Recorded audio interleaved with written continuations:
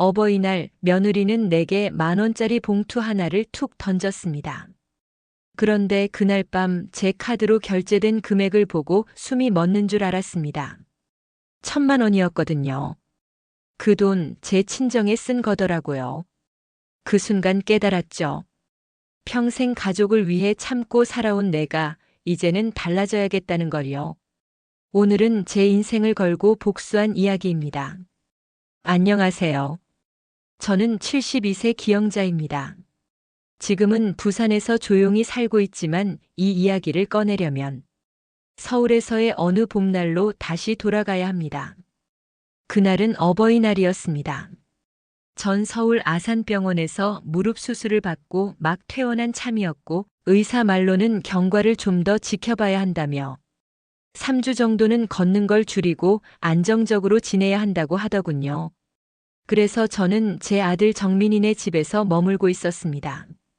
사실 그 집은 원래 제 명의였어요. 아이들 결혼할 때 신혼집으로 쓰라고 사뒀던 아파트였죠. 당시엔 부모가 자식한테 해줄 수 있는 최선이라 믿었고 작년엔 아들 이름으로 증여까지 해줬습니다. 그땐 그게 사랑이라고 생각했거든요. 그런데요. 사람 마음이란 게 참 주는 쪽과 받는 쪽이 꼭 같지 않더군요. 그렇게 서울살이 10일쯤 됐을까요? 몸은 회복 중인데 마음은 점점 무거워졌어요. 며느리 미영이의 태도 때문이었습니다. 전엔 그래도 겉으로라도 어머님 하며 웃던 애였는데 요즘은 인사도 건성이고 대화 중에도 꼭 아하네. 근데요 하며 말을 끊기 일쑤였죠. 하지만 뭐 며느리라는 게 원래 조금 어려운 존재잖아요. 나이 차도 있고 살아온 환경도 다르니까요. 그래서 저는 그저 요즘 젊은 사람들 말투가 그렇지 하고 한 귀로 듣고 한 귀로 흘렸습니다. 그런데 어버이날 아침 그 애가 제 방 앞에서 문을 두드리더니 말하더군요.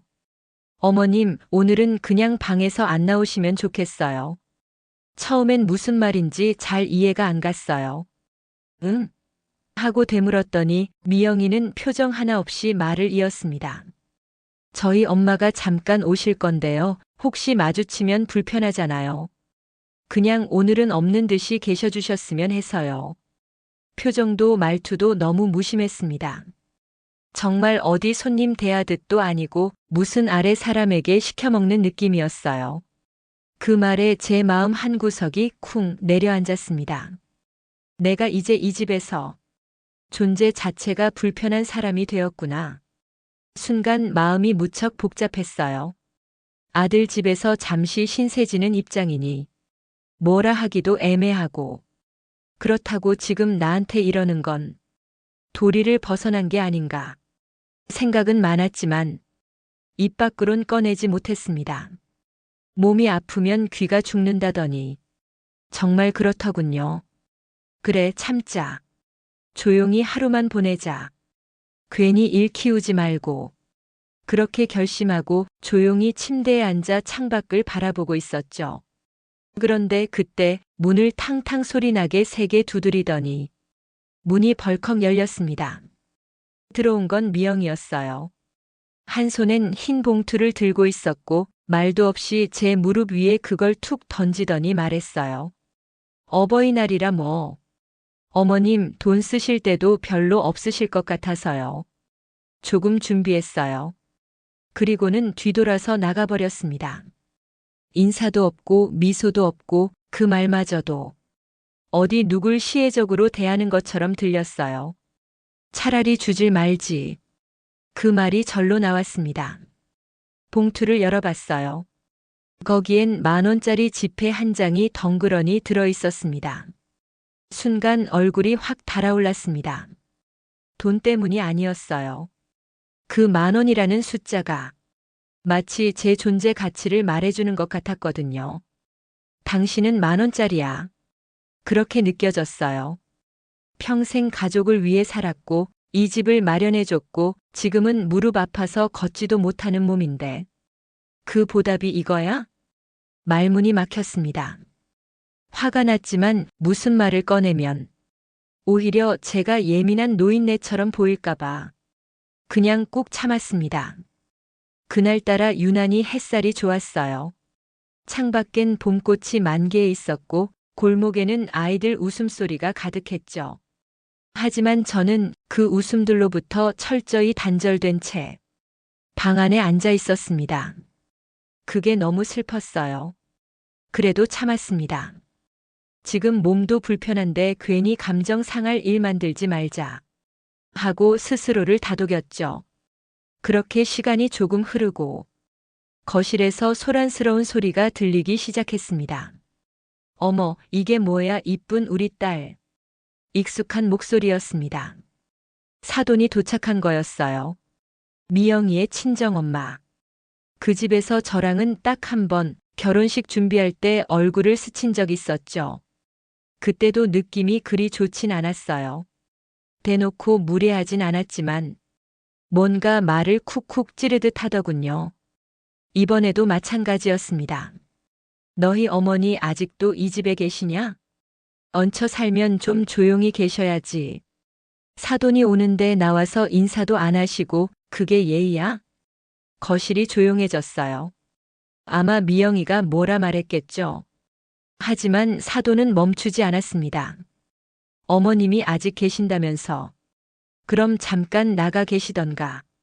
그게 싫으면 인사는 하셨어야지. 아니, 나이 드신 분이 눈치가 없으셔. 그 말들이 그대로 제 귓속으로 파고들었습니다. 숨이 막히더라고요. 얹혀 사는 사람. 눈치 없는 노인네. 방 안에 혼자 앉아 있는 제 모습이 정말 짐짝처럼 느껴졌습니다. 이 집도 이 가족도 내가 만들어준 공간이었는데 나는 지금 들어올 때 눈치 보고 나갈 때 허락받는 존재가 되어 있었습니다.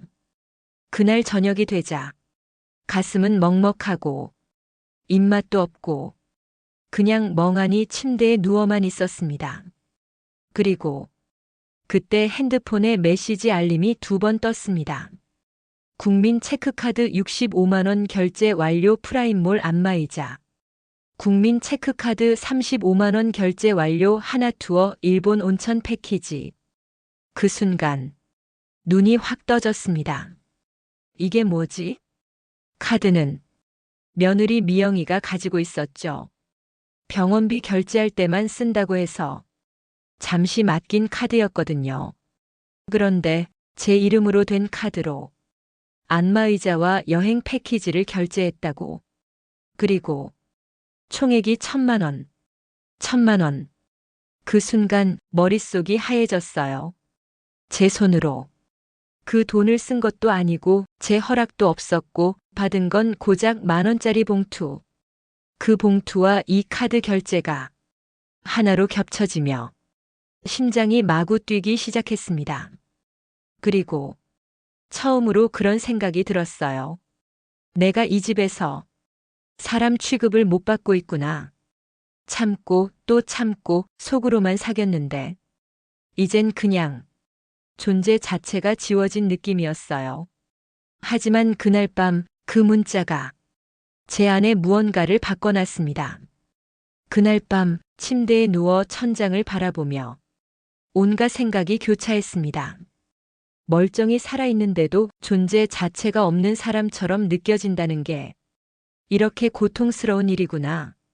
고작 10,000원짜리 봉투 하나 던져주고 그 와중에 제 카드로 1,000만 원 결제를 한다니. 사람이 사람을 이렇게까지 무시할 수 있을까 싶었어요. 처음엔 말이 막혀서 아무것도 못하다가 눈물이 흘러내렸습니다. 누구 앞에서 흘리는 눈물도 아니고 그저 내 자신이 너무 한심하고 너무 외롭고 너무 불쌍해서 평생 참고 살았고 자식한테 뭐라도 더 주려 노력했고 며느리한테도 잘하려 애썼는데 그게 고작 방에서 조용히 계셔달라는 말로 돌아올 줄은 몰랐습니다. 아침이 되자 몸이 천근만근이었습니다. 걷는 것도 쉽지 않았어요. 무릎 통증이 다시 도지기 시작했죠. 마침 아들 정민이는 출근 준비 중이었고 며느리 미영이는 거실에서 뭔가를 정리하고 있었습니다. 그 모습을 보니 전날 밤 받은 카드 결제 문자가 다시 떠올랐어요. 심장이 다시 뛰기 시작했습니다. 그러다 갑자기 핸드폰이 울렸어요. 전화기 화면에는 정이라는 이름이 떠 있었습니다. 제 딸, 부산에서 살고 있는 둘째 아이였어요. 딸이지만 늘 친구처럼 대했던 아이죠. 전화를 받자마자 딸 정희의 목소리가 들렸어요. 엄마, 어버이날인데 잘 지내고 있어요? 순간 목이 메었습니다. 뭐라고 답해야 할지 몰라. 잠시 침묵했죠. 오빠는 뭐래요? 새언니는요? 출근했어. 괜찮아. 그냥 조용히 보내고 있어. 대충 둘러댔습니다. 괜히 걱정시키고 싶지 않았거든요. 그런데 정희가 조용히 말했어요. 엄마 목소리 왜 그래요? 무슨 일 있었어요? 그 순간 참았던 게 무너져 내렸습니다. 숨을 들이쉬고 정말 오랜만에 제 속에 담아뒀던 말을 딸에게 꺼내기 시작했어요. 정희야, 어제 새언니가 그러더라. 오늘은 방에서 나오지 말아달래. 뭐라고요? 사돈 오신다고. 마주치면 불편하니까. 아예 없는 사람처럼 있으라더라. 딸의 숨소리가 멈췄습니다. 진짜야? 엄마 그게 무슨. 그 말 그냥 들었어요? 응. 그랬지 뭐. 정희의 목소리에 힘이 들어가기 시작했습니다. 그런데 그것만이 아니야. 내가 조심스레 말을 꺼냈습니다. 어제 저녁에 카드 결제 문자가 왔어. 카드요? 미영이가 병원비 쓴다고. 내 카드 잠깐 맡아갔던 거 있잖아. 그걸로 안마의자 사고 일본 온천 여행 예약했더라. 총 1,000만 원이더라. 정희의 숨이 걸렸습니다. 그리고 낮고 단호한 목소리로 말했어요. 엄마, 그거 그냥 넘기면 안 돼요. 이건 도둑이에요. 병원비 쓴다더니 자기 친정에 선물 보낸 거잖아. 내 카드로. 목소리가 떨렸습니다. 눈물이 다시 고였습니다.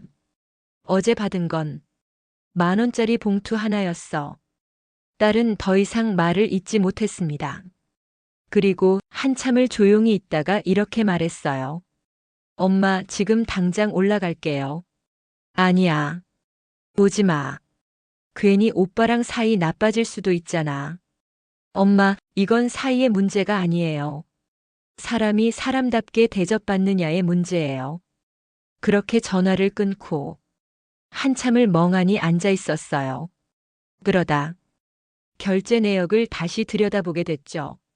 안마의자, 온천 여행, 화장품, 호텔 예약까지. 그 내역 중 일부는 배송지와 예약자 이름까지 떠 있었습니다. 전부 며느리 친정 식구들이더군요. 정말 그 순간 심장이 식는 것 같았습니다.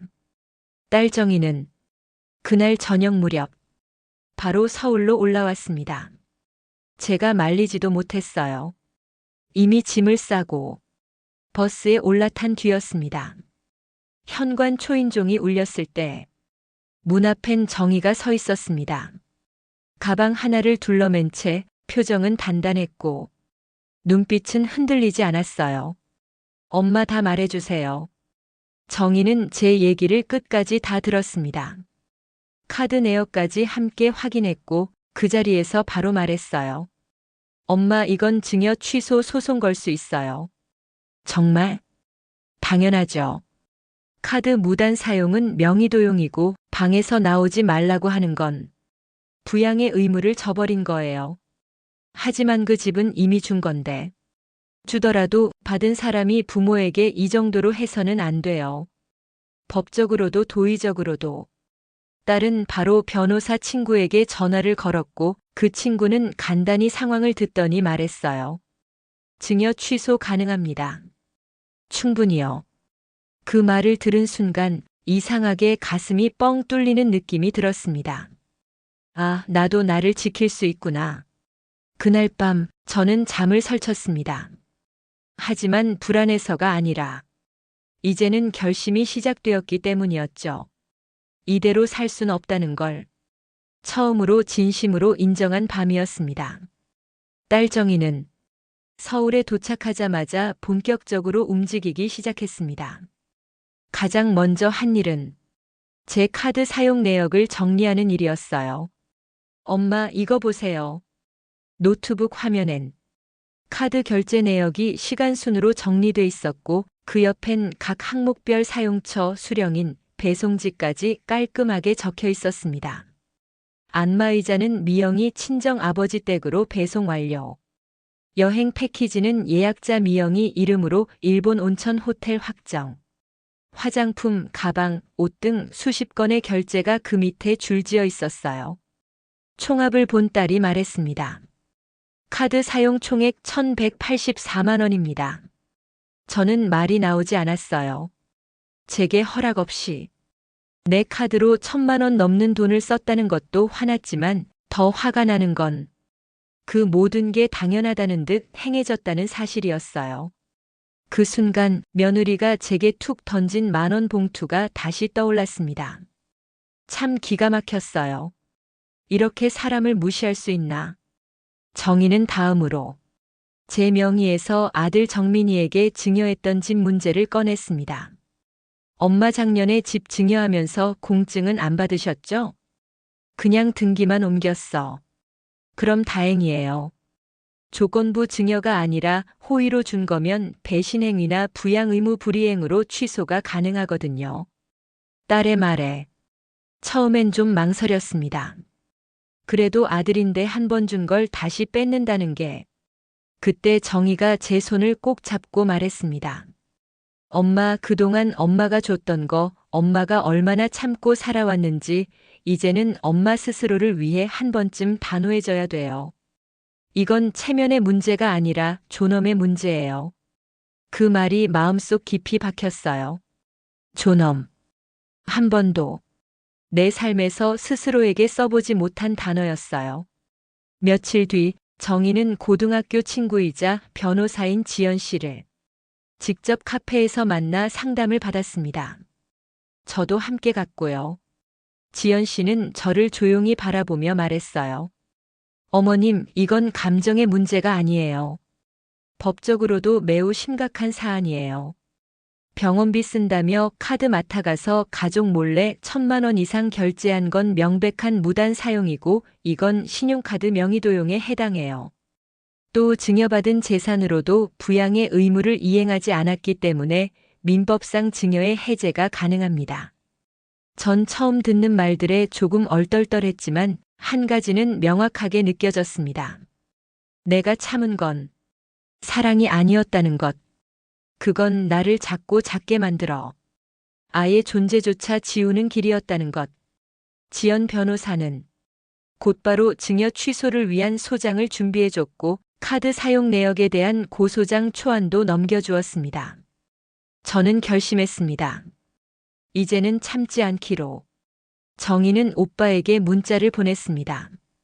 오빠, 엄마가 할 말 있으시대. 오늘 저녁 꼭 집으로 와.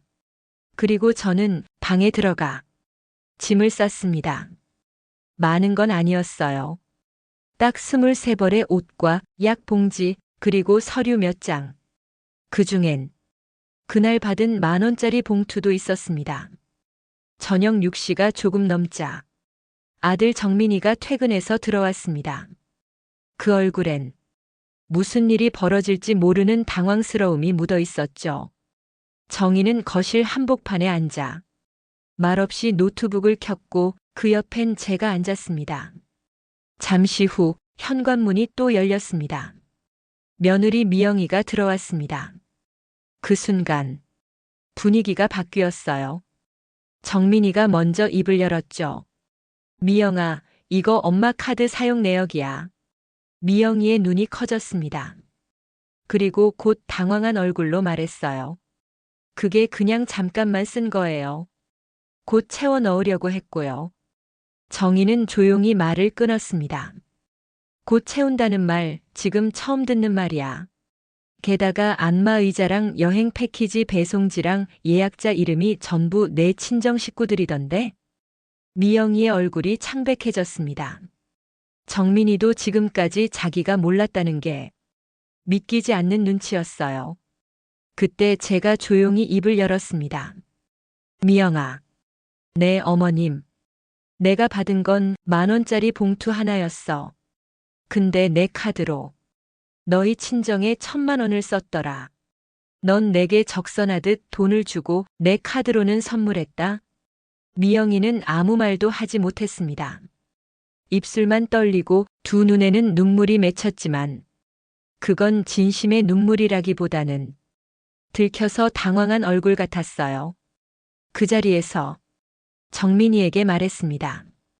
정민아, 넌 이 집이 누구 건지 아니?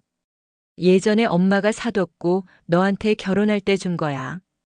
근데 그 집에서 내 엄마가 방에서 나오지 말라는 소리 듣고 살아. 정민이는 고개를 들지 못했습니다. 그리고 저는 가방에서 봉투 하나를 꺼냈습니다.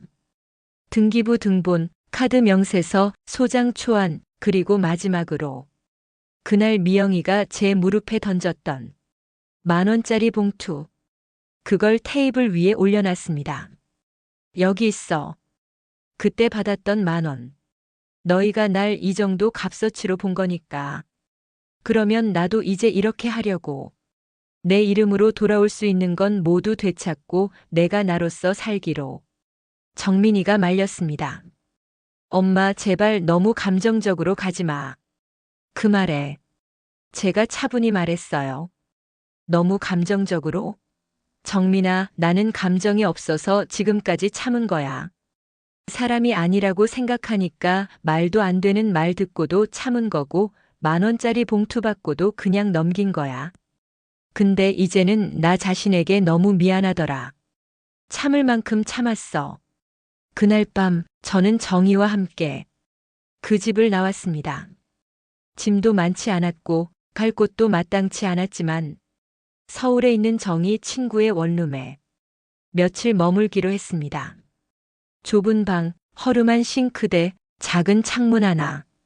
하지만 그곳에서 저는 처음으로 숨통이 트이는 느낌을 받았습니다. 서울의 작은 원룸.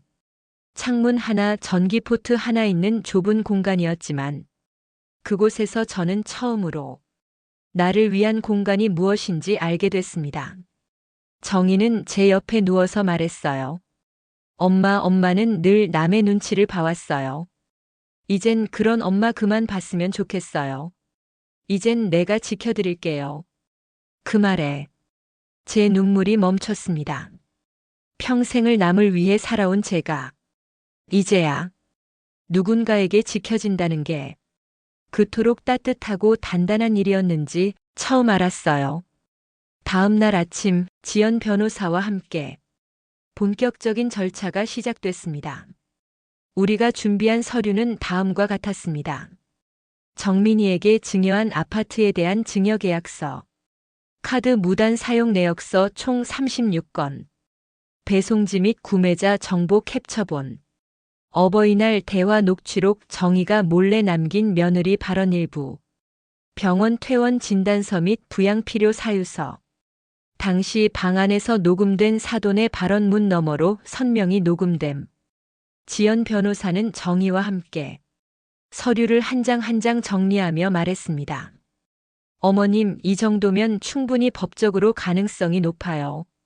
증여는 원래 무상이지만 받은 사람이 부모에 대한 최소한의 예의도 안 지키면 해지할 수 있어요. 카드 문제는 따로 고소해도 되고요. 증여 해제 소송을 넣고 카드 사용에 대한 형사고소도 함께 접수했습니다. 제 이름으로 들어간 법적 서류를 보는 순간 이상하게 손끝이 떨렸습니다. 긴장이라기보다 이제야 내가 말한다는 느낌이었어요. 이전까지 저는 늘 조용한 사람이었습니다. 참는 걸 미덕으로 알았고 입을 다물고 속으로 삼키는 게 가족을 위한 희생이라 믿었죠. 하지만 이제는 알게 됐어요. 그 희생이 나를 사람 취급 못 받게 만들 수도 있다는 걸요. 며칠이 지났습니다.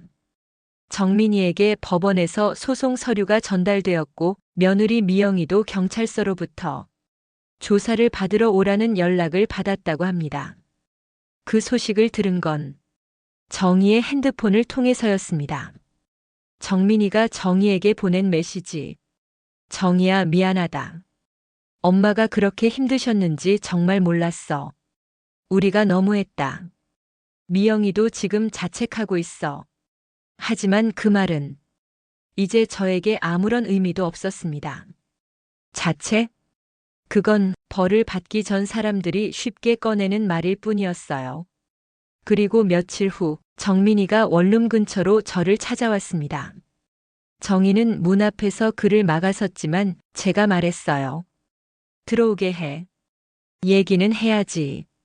정민이는 말없이 제 앞에 앉았습니다. 그리고 고개를 푹 숙인 채 말했습니다. 엄마 정말 미안해. 제가 너무 몰랐어요. 그땐 그게 그냥 지나가는 일이겠거니 생각했어요. 미영이가 좀 예민하게 말했더라도 엄마가 이해하시겠지 그렇게만 생각했어요. 그 말에 저는 조용히 웃었습니다. 그래, 정민아. 내 말 다 맞아. 너무 엄마니까 참을 거라고 생각했지. 근데 엄마도 사람이야. 그걸 왜 이 나이 먹고서야 내가 알게 된 걸까? 정민이의 눈에 눈물이 고였습니다. 엄마, 이 소송 꼭 해야 해요? 그 말에 저는 단호히 말했어요. 그래, 해야지. 그동안 내가 너희에게 준 집은 그냥 집이 아니야. 내 평생이었고 내 노력이었고 너희 아빠랑 함께한 시간의 결실이었어. 그걸 받고서도 나를 그렇게 무시한다면 그 대가는 있어야지. 이건 복수가 아니라 엄마 자신에 대한 최소한의 예의야. 그날 정민이는 아무 말 없이 돌아갔습니다. 그리고 다시는 찾아오지 않았어요. 그 뒤로 며느리 미영이에게서도 연락은 오지 않았고 법적으로는 변호인을 선임해서 대응하겠다는 공문만 도착했습니다.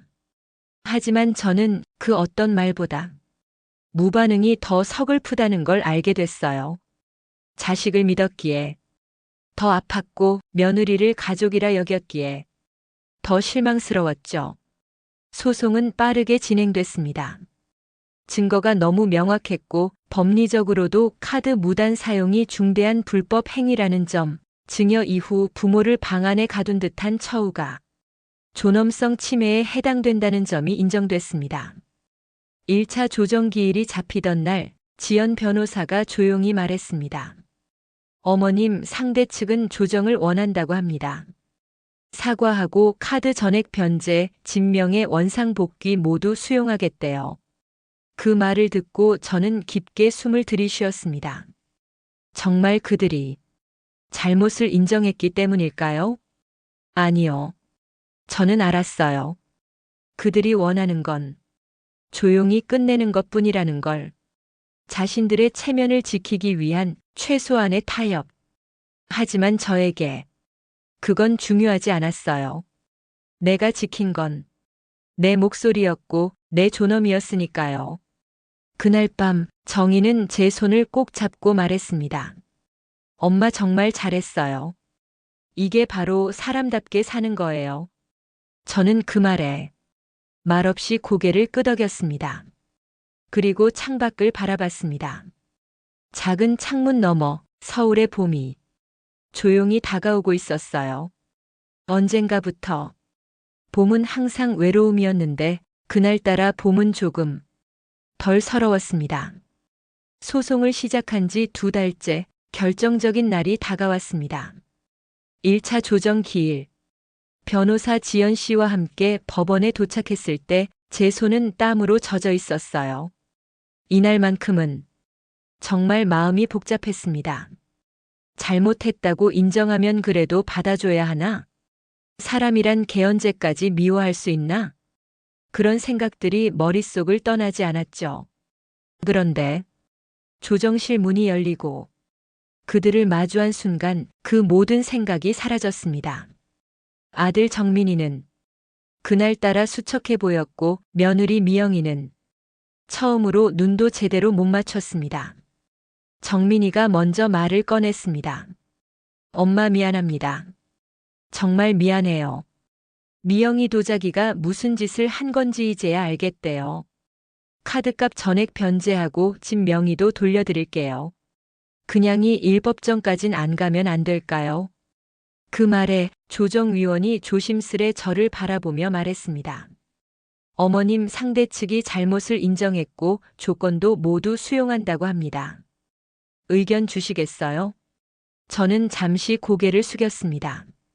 그리고 다시 고개를 들고 말했습니다. 집은 제 이름으로 돌려주세요. 카드값은 다 돌려받겠습니다. 하지만 그 어떤 관계도 이제 다시 회복할 생각은 없습니다. 저는 그냥 사람으로 살고 싶을 뿐이에요. 조정위원은 고개를 끄덕였고 상대 측도 묵묵히 수긍했습니다. 그렇게 합의는 정식 판결로 이어졌고 한 달 뒤 집 명의는 제 이름으로 다시 바뀌었습니다. 며느리 미영이는 카드값 일부는 현금으로 일부는 분할 상환으로 물어내기로 했습니다. 변호사 비용까지 포함해서 그들도 꽤 큰 타격을 입었겠죠. 하지만 그게 중요하진 않았어요. 저에게 중요한 건 이제 그들이 저를 2번 다시 10,000원짜리 취급하지 못한다는 사실이었어요.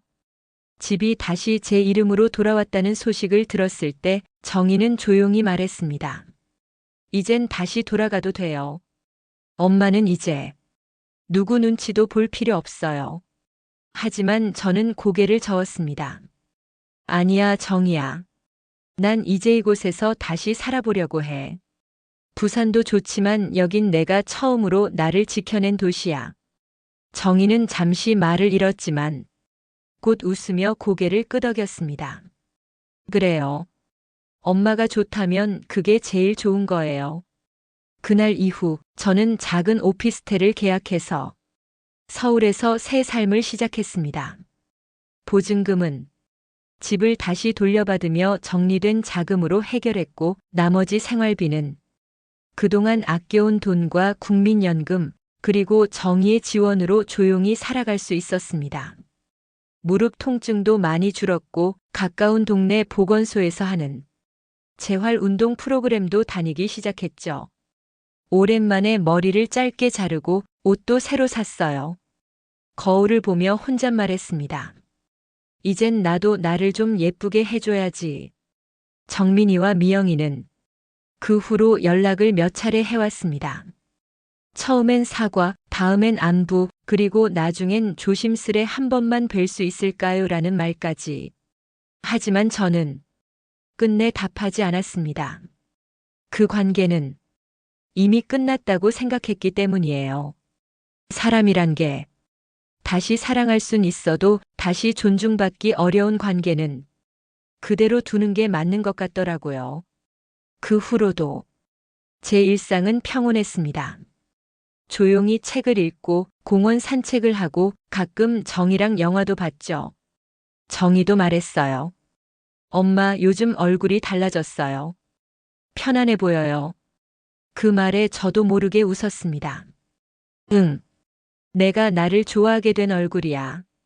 봄이 지나고 여름이 오고 저는 동네에서 하는 수채화 교실에 등록했습니다.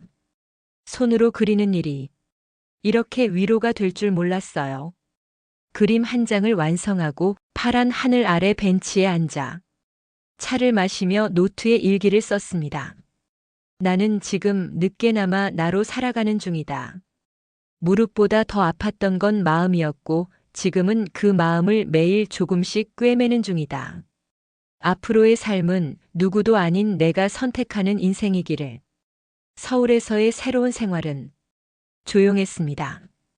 매일 아침 창문을 열면 도로 너머로 보이는 아파트 단지의 나무들이 인사하듯 흔들렸고 작은 전기포트에 물을 끓여 차 한 잔을 마시는 일이 하루의 시작이 되었습니다.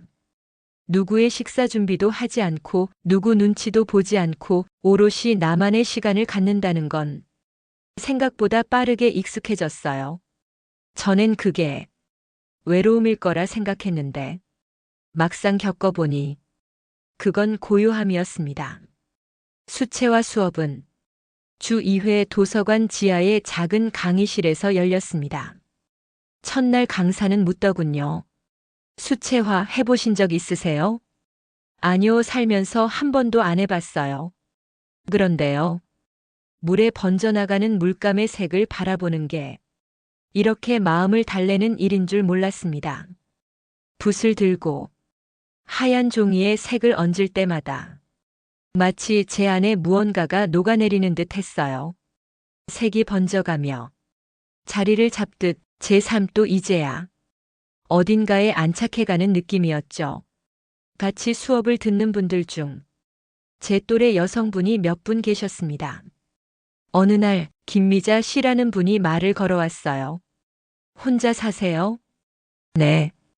딸이랑 잠깐 같이 지내다 지금은 혼자예요. 저도 그래요. 남편 먼저 보내고 애들은 다 외국 가 있고 그래도 여기 와서 색칠하고 있으면 좀 괜찮아요. 그 말에 저도 모르게 웃었습니다. 맞아요. 괜찮아지더라고요. 그날 이후 우린 수업이 끝나면 근처 카페에서 차도 마시고 서로 그림을 보며 조용한 감상을 나눴습니다. 처음엔 나는 관계를 다시 맺을 수 있을까? 걱정도 있었지만 사람은 결국 사람 속에서 다시 살아나는구나 하는 걸 느꼈습니다. 정희도 자주 왔습니다. 엄마, 이번 주말에 같이 미술관 갈래요? 좋지. 요즘은 이런 데도 가보고 싶더라. 그렇게 우린 서울시립미술관, 북서울 꾸미숲, 한강변 야시장까지 이곳저곳을 다녔습니다.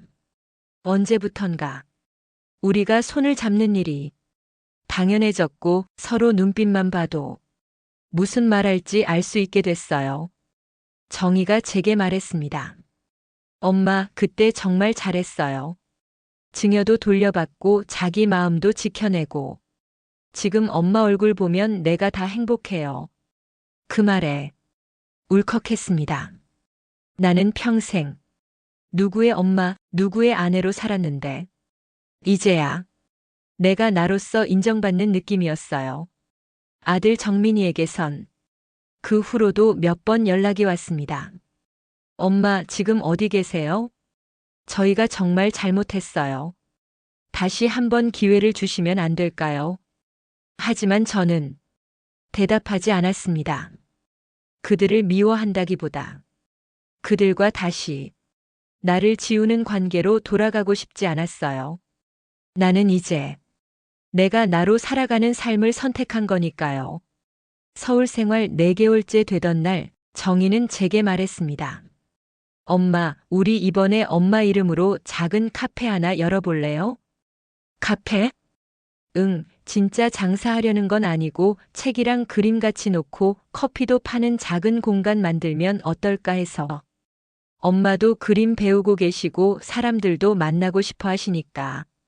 전 망설였습니다. 처음 듣는 이야기였고 나이도 있고. 하지만 정희는 말했어요. 엄마, 이젠 엄마 인생 살아야죠. 누구 집안일 해주고 누구 밥 차려주는 게 아니라 엄마가 하고 싶은 일, 엄마가 주인이 되는 공간. 그거 하나쯤은 있어야 앞으로 더 당당해질 수 있지 않을까요? 그 말이 마음에 박혔어요. 그렇게 우린 바로 발품을 팔았습니다. 정희가 발 빠르게 동네 부동산을 돌았고 전수첩에 조건들을 적어 내려갔어요. 월세 70만 원 이하. 역세권보단 조용한 골목. 창문 필수. 햇살 잘 드는 방향. 그리고 마침내 서울 성북구의 한 골목길, 햇살이 잘 드는 1층 구옥에서 딱 그 조건에 맞는 공간을 찾았습니다. 정희와 저는 마주보며 말했어요. 여기다. 준비는 빠르게 진행됐습니다. 가게 이름은 담다로 정했어요. 내 삶을 하나하나 조용히 담는 공간이라는 뜻이었죠. 내가 남긴 말, 내가 읽은 책, 내가 그린 그림, 내가 받은 편지. 그 모든 걸 담아두는 곳. 정식 오픈은 가을의 문턱이었습니다. 간판은 정희 친구가 손으로 써줬고 내부는 최대한 간결하게 꾸몄어요.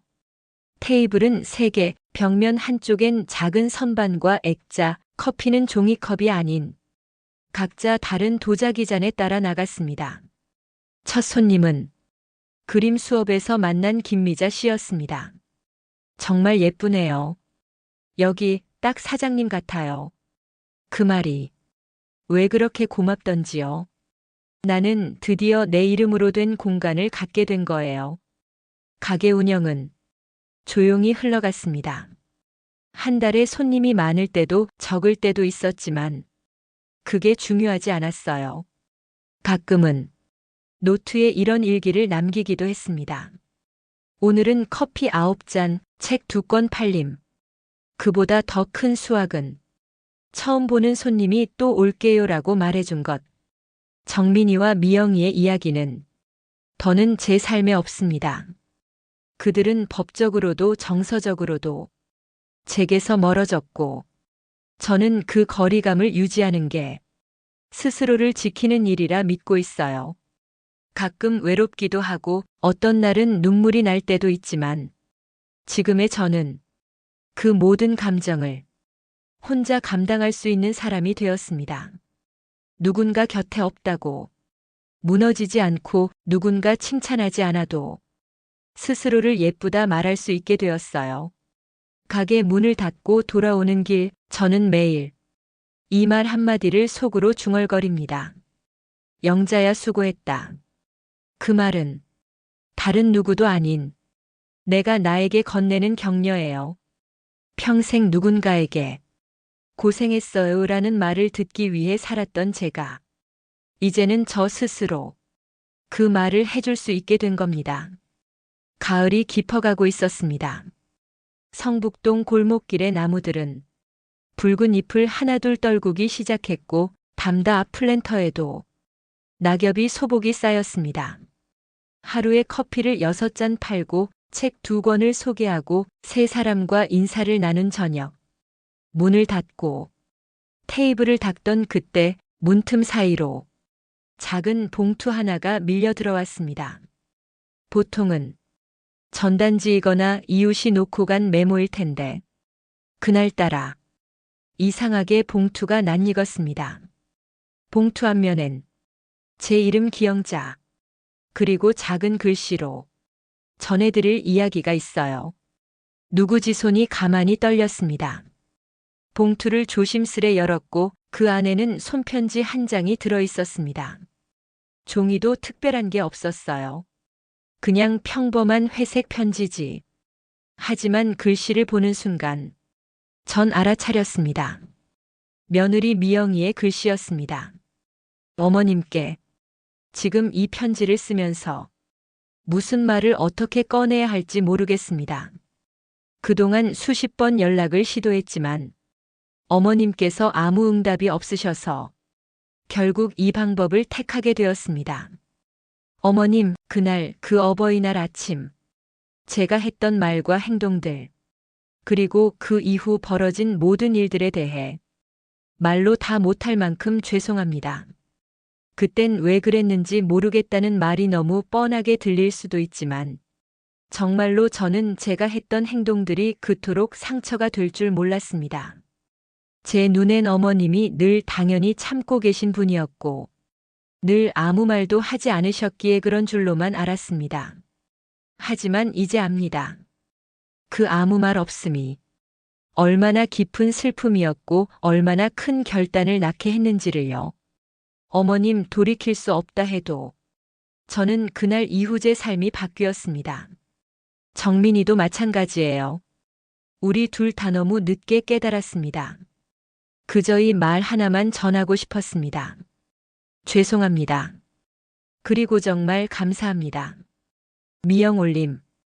편지를 다 읽고 한동안 손에 든 종이를 내려놓지 못했습니다. 화가 나지 않았습니다.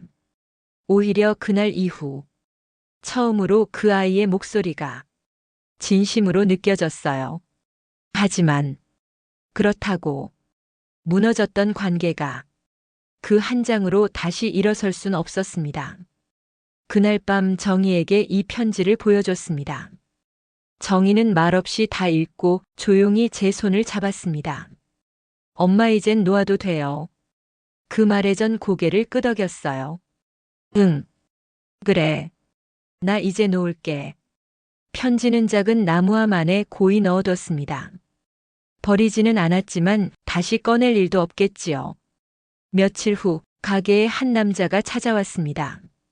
늦은 오후 회색 셔츠에 책 한 권을 들고 조용히 문을 열고 들어왔어요.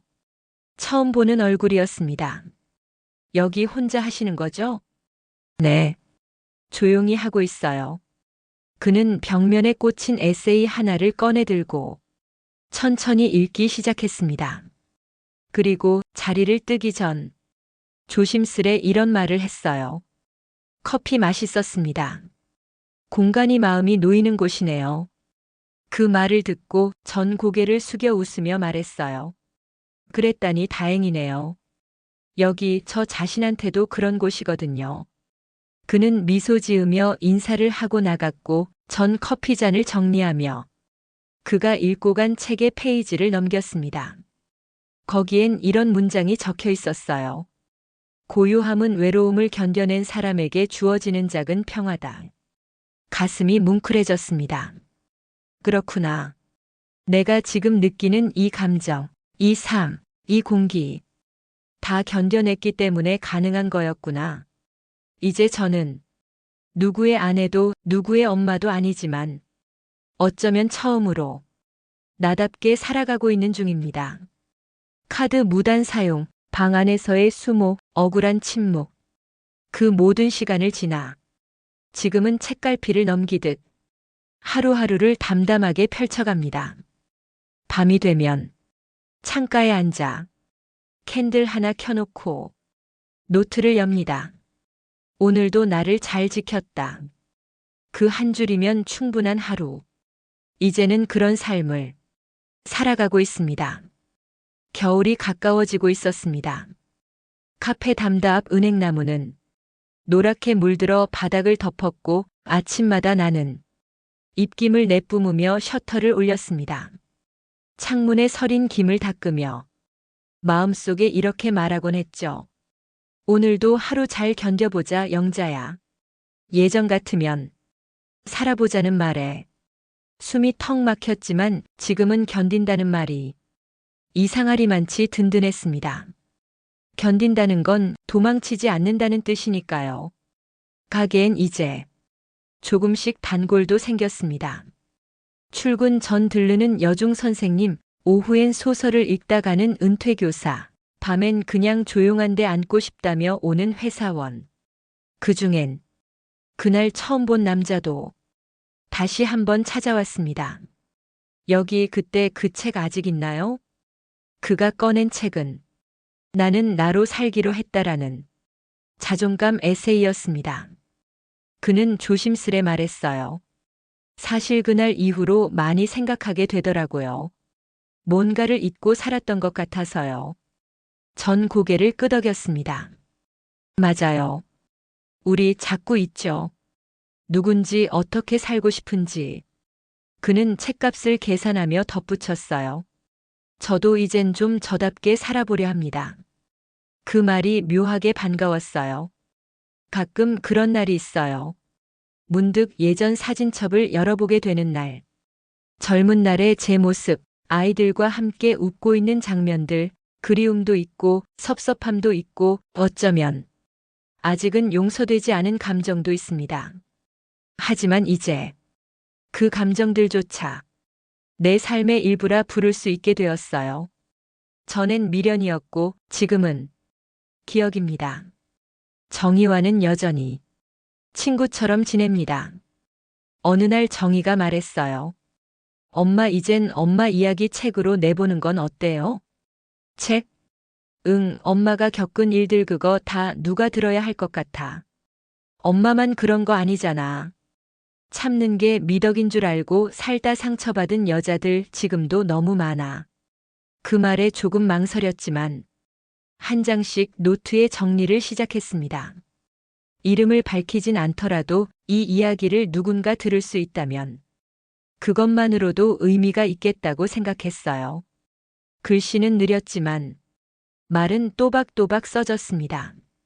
나는 10,000원짜리 봉투를 받고 10,000원짜리 무시를 견뎠다. 그러나 끝내 나를 지켜냈다. 어느 저녁 정민이에게서 작은 택배 하나가 왔습니다. 직접 보내진 않았고 보낸 이는 김정민으로만 되어 있었습니다. 안에는 단정히 접힌 편지 한 장, 그리고 작은 플라워티 세트가 들어 있었어요. 편지엔 한 줄이 적혀 있었습니다. 엄마, 아직 늦지 않았다면 한 번쯤 다시 안아보고 싶습니다. 그 말에 한동안 아무 말도 할 수 없었습니다. 그동안 얼마나 미워했는지, 얼마나 슬펐는지, 얼마나 참고 살았는지를 떠올리면 그 한 줄로 다 용서하긴 어려웠어요. 하지만 그 한 줄을 쓰기까지 정민이도 얼마나 많은 밤을 뒤척였을지 이제는 조금 짐작할 수 있었습니다. 저는 답장을 하지 않았습니다. 다만 차 한 잔을 끓여 정민이 보내온 컵에 담고 창밖을 바라봤습니다. 그건 용서는 아니었지만 화해로 가는 침묵의 시작이었어요. 겨울이 오면 더 조용해집니다. 사람들도 그렇고 마음도 그렇죠. 하지만 이제 저는 그 조용함이 그리 외롭지 않습니다. 가끔 눈이 내리는 날 카페 안에서 혼자 그림을 그리고 차를 따르고 창밖을 바라봅니다. 그리고 속으로 말합니다. 참 잘 살아냈다, 영자야. 이제는 누구를 위한 말이 아니라 진심으로 나를 향해 할 수 있는 말. 그것이 제가 찾아낸 노년의 평화입니다. 이 사연을 듣고 계신 누군가도 혹시 인생의 어딘가에서 존재가 작아졌다고 느끼신 적이 있다면 꼭 기억해 주세요. 당신은 절대 작지 않습니다. 당신의 존엄은 누가 흔든다고 사라지지 않습니다. 가끔은 말하지 않고 참고 있는 그 침묵이 당신을 더 단단하게 만들어줍니다. 그리고 언젠가 당신은 스스로를 지켜낼 힘이 생겼을 때 조용히 그러나 분명히 자신의 이름을 다시 부르게 될 겁니다. 나는 나로 살기로 했다. 어떤 인생은 기적처럼 반짝이기보다는 매일매일 조금씩 무너지지 않고 버티는 것으로 빛을 냅니다. 오늘 이야기의 주인공도 그런 분이셨죠. 누군가의 아내로, 누군가의 엄마로 가정을 위해 평생을 내어준 사람. 그분이 받은 건 어버이날에 10,000원짜리 봉투 한 장, 그리고 방 안에 조용히 있으라는 말이었습니다. 그 말 한마디에 한 사람의 마음이 얼마나 무너질 수 있는지, 그걸 우리는 이 사연을 통해 아주 또렷하게 봤습니다. 하지만 중요한 건 그 무너짐 이후의 선택이었습니다. 참고 또 참고 이해하고 넘기는 것만이 미덕이라고 믿었던 그분은 처음으로 자신을 위해 결단이란 걸 내렸죠. 법적 대응, 증여 철회, 자신의 권리를 되찾는 일. 그건 단지 돈이나 집의 문제가 아니었습니다. 그건 내가 사람으로 대접받고 있는지에 대한 아주 근본적인 물음이었어요. 사람이 사람을 무시할 때 가장 먼저 사라지는 건 존재가 아니라 존엄입니다.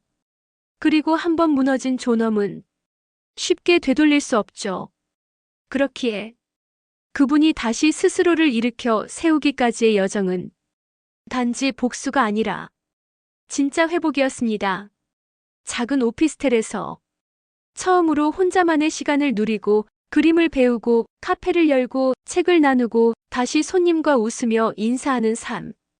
그 모든 장면은 한 사람의 삶이 다시 존중받기 시작했다는 신호였습니다. 이야기의 마지막에 며느리와 아들이 보내온 사과가 진심이었는지 아닌지는 중요하지 않습니다. 그보다 더 중요한 건 주인공이 이제 그 사과에 휘둘리지 않았다는 사실입니다. 말을 받아들이지 않는 것도 용기고 용서하지 않는 것도 자신을 지키는 방식일 수 있으니까요. 우리는 늦게라도 자기 목소리를 낼 수 있어야 합니다. 평생 참고 살아왔다고 해서 앞으로도 참고 살아야 할 이유는 없습니다. 나이 들었다고 해서 존엄까지 함께 내려놓아야 하는 건 더더욱 아니죠. 당신의 삶은 당신만의 것입니다. 그리고 그 삶은 누구의 시선으로도 절대 가늠될 수 없습니다. 혹시 지금 이 사연을 들으며 조금쯤 마음이 저릿했던 분이 있다면 부디 기억해 주세요. 당신도 지금 이 순간에도 자신을 위해 무언가를 선택할 수 있습니다. 지금 늦었다고 생각해도 괜찮아요. 오늘 밤 아주 조용한 결심 하나만 해도 좋습니다. 나는 나로 살아가겠다. 그 한마디가 당신 인생의 다음 페이지를 바꿔줄지도 모르니까요. 지금까지 함께 해주셔서 감사합니다. 당신의 이야기도 언제든 기다리겠습니다.